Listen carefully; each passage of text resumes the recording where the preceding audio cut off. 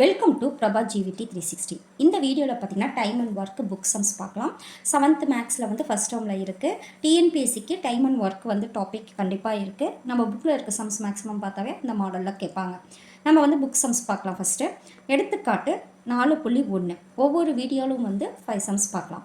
பாருங்கள், 24 பென்சில்களை 6 குழந்தைகளுக்கு சமமாக பிரித்து கொடுக்கின்றனர். அதேபோல் கொடுத்தால் 18 குழந்தைகளுக்கு தேவையான பென்சில்களின் எண்ணிக்கை எவ்வளவு? அதாவது 24 பென்சில்களை 6 குழந்தைகளுக்கு சம பிரித்து கொடுக்குறாங்க. அந்த மாதிரியே 18 குழந்தைகளுக்கு பென்சில் எண்ணிக்கை கொடுத்தா அந்த பென்சில்கள் எண்ணிக்கை எவ்வளவா இருக்கும் அப்படின்னு பார்க்குறோம். நம்ம வந்து பாருங்கள், பென்சில்களின் எண்ணிக்கை இங்கே வந்து குழந்தைகளின் எண்ணிக்கை. பென்சில் வந்து 24 பென்சிலை வந்து 6 குழந்தைகளுக்கு சமமாக கொடுக்குறாங்க. அதே மாதிரி 18 குழந்தைகள் கொடுக்கும் போது எத்தனை பென்சில் கொடுப்பாங்க? அப்போ கண்டிப்பாக பாருங்கள், கொடுத்துருக்க வேல்யூ வந்து பார்க்கலாம். இப்போ குழந்தையோட எண்ணிக்கை வந்து அதிகரிச்சிருக்கு. அப்போ கண்டிப்பாக நம்ம கொடுக்க வேண்டிய பென்சிலோட எண்ணிக்கையும் அதிகரிக்கும். அப்போ இது அதிகரிக்கும் போது இதுவும் அதிகரிச்சுன்னா இது வந்து நேர்விகிதம். நம்ம இந்த வீடியோவில் வந்து நேர்விகிதத்தை பற்றி பார்க்க போகிறோம். ஃபுல்லாகவே நம்ம தொடர்ச்சியாக நம்ம நேர்விகிதம் முடிச்சுட்டு நம்ம எதிர்விகிதத்தை பார்க்கலாம். இப்போ ஒரு வேல்யூ வந்து இன்க்ரீஸ் ஆகி இன்னொரு வேல்யூ இன்க்ரீஸ் ஆனிச்சுன்னா அது நேர்விகிதம். ஒரு வேல்யூ டிக்ரீஸ் ஆகி இன்னொரு வேல்யூ டிக்ரீஸ் ஆனிச்சுன்னா அதுவும் நேர்விகிதம்.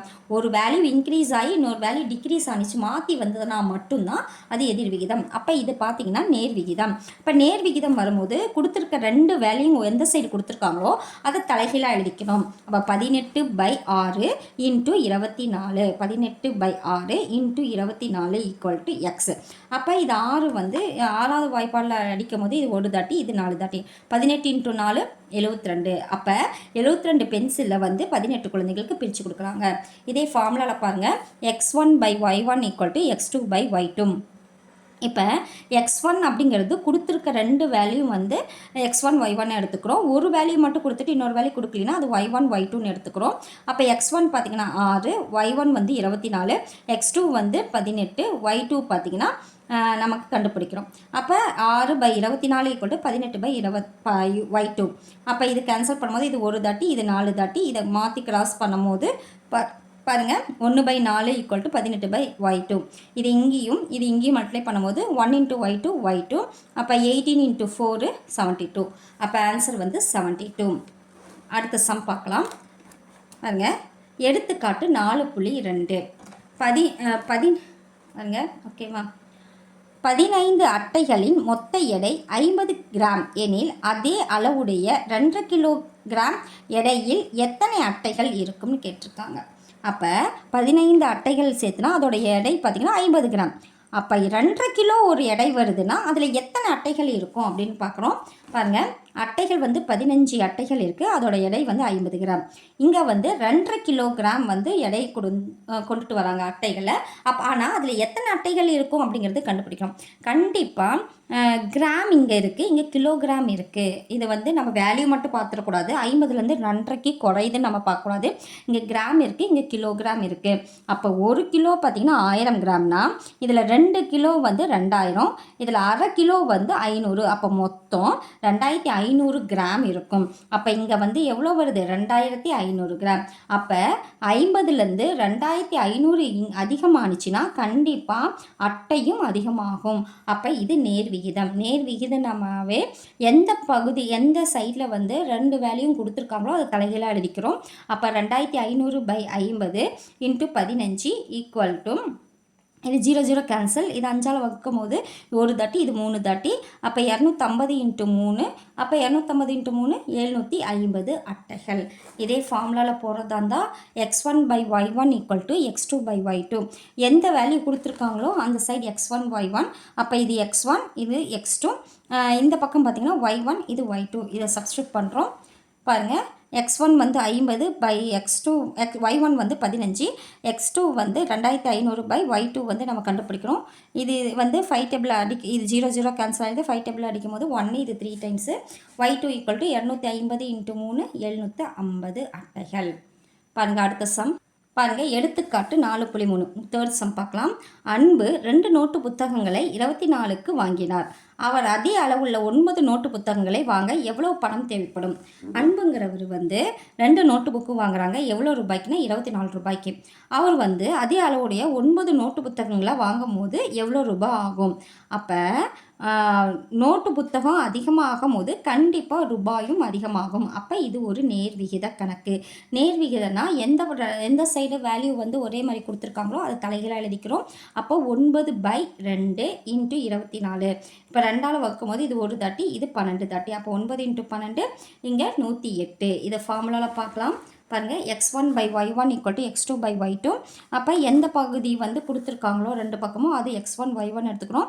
அப்போ இது x1, இது x2, இது y1, இது y2.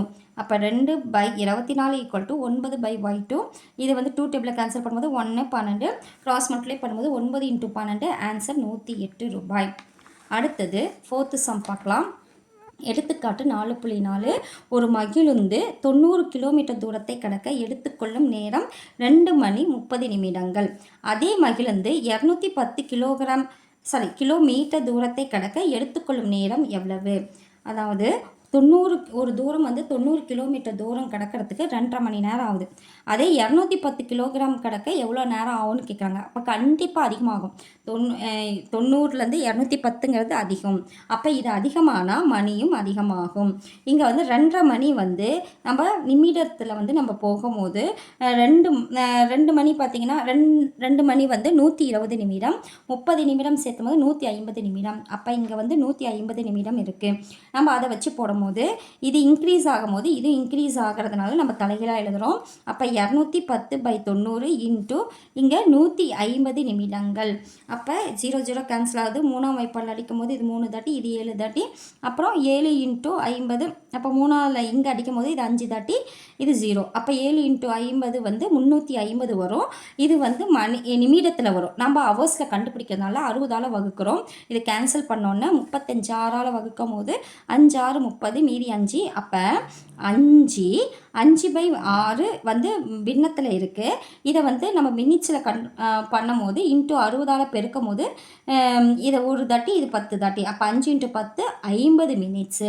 5 ஹவர் 50 மினிட்ஸில் ஆகுது. இதே ஃபார்முலாவில் நம்ம போடும்போது x1/y1 = x2/y2. அப்போ எந்த 2 இதுவும் கொடுத்துருக்காங்களோ அது x1, x2. அப்போ 90 இங்கே 150 பார்த்தோமா. அப்போ 150 = x2 பார்த்திங்கன்னா 210/y2. இதை கேன்சல் பண்ண நமக்கு 5.5 மணி 50 நிமிஷம் வருது.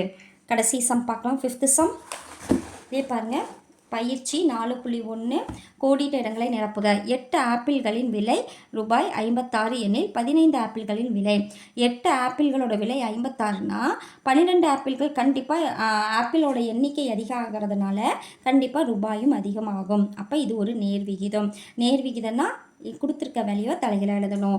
அப்போ 12/8 × 56. இது 8ஆல் கேன்சல் பண்ணும்போது 7 தாட்டி, 12 × 7 84. கண்டிப்பாக அதோட ரூபாய் 84. 56 விட 84 அதிகமாகுது. இதே ஃபார்முலாவில் பார்க்கலாம். x1/y1 = x2/y2. கொடுத்துருக்க 2 வேல்யூ எந்த சைடு கொடுத்துருக்காங்களோ அது x1 y1 எடுத்துக்கிறோம். இது ஆப்போசிட் வேல்யூ y1 y2ன்னு எடுத்துக்கிறோம். அப்போ 8/56 = 12/y2. கேன்சல் பண்ண 7, கிராஸ் மல்டிப்ளை பண்ண 84. அப்போ 84 ரூபாய்.